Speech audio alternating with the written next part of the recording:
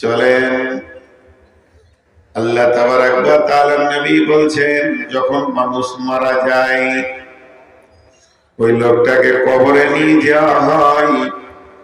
ইযা উদিয়াল মাইয়াতু ফিল কবরে আতাহু মালাকানে, তখন দুইজন ফেরেশতা আছে।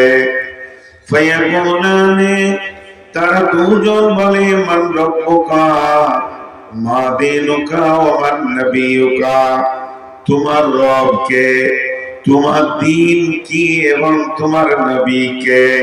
তিনখানা প্রশ্ন হয়ে গেল। লোকটা বড় নিকার, লোকটা বড় পরেশগার, আল্লাহ তাকে রহম করেছেন, আল্লাহ দয়া করেছেন, সে উত্তর দিয়েছেন। কি বলেছেন?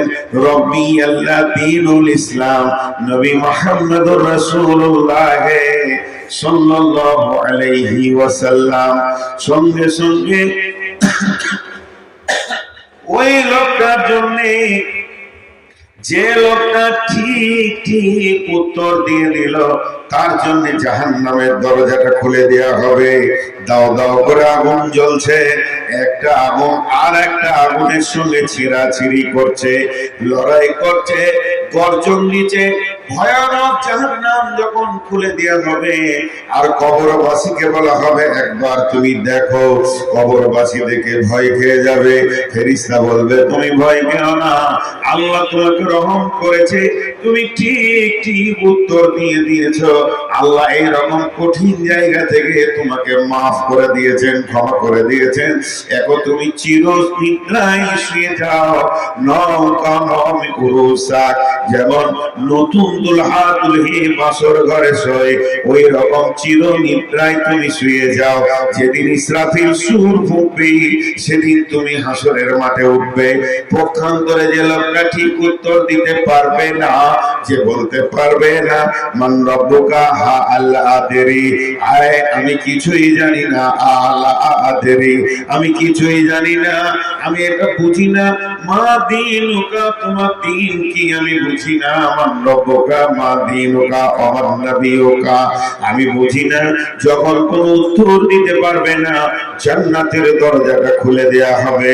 খুলে দেওয়ার পর বলা হবে, হতভাগা বদনসিব, তুই একবার জান্নাতের দিকে তাকিয়ে দেখ, কত সুখময় জায়গা।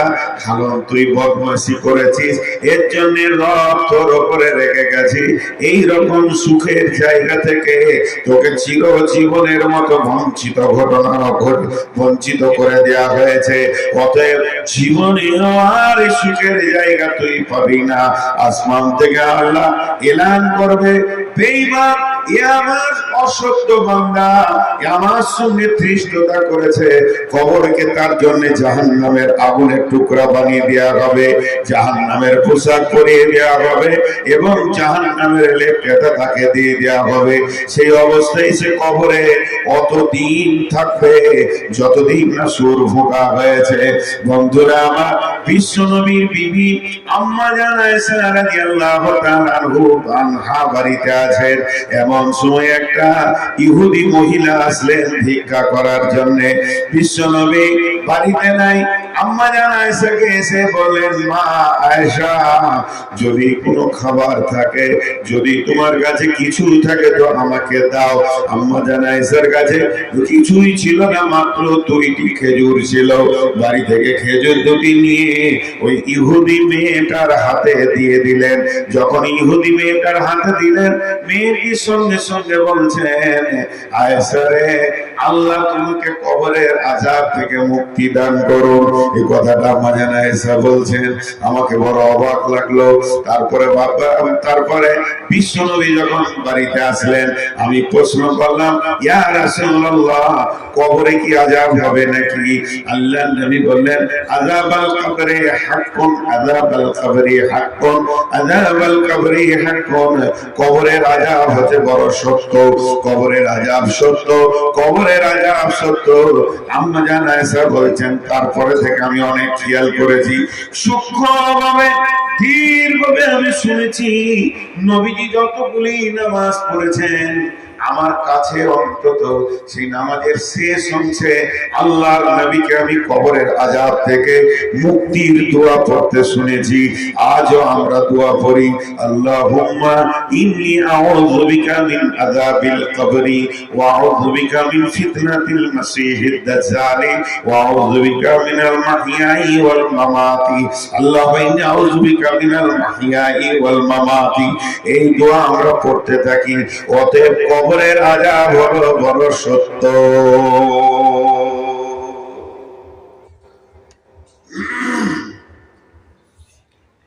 মাটি মাটি কবর গৃহে শুয়ায়ে দিলাম যারে। মাটি মাটির ওই কবর গৃহে শুয়ায়ে দিলাম যারে। ডাকলেও শত কেউ কখনো আসবে না মাটির বিছানা ছেড়ে। মাটির কবর গৃহে শুয়ায়ে দিলাম যারে। নবী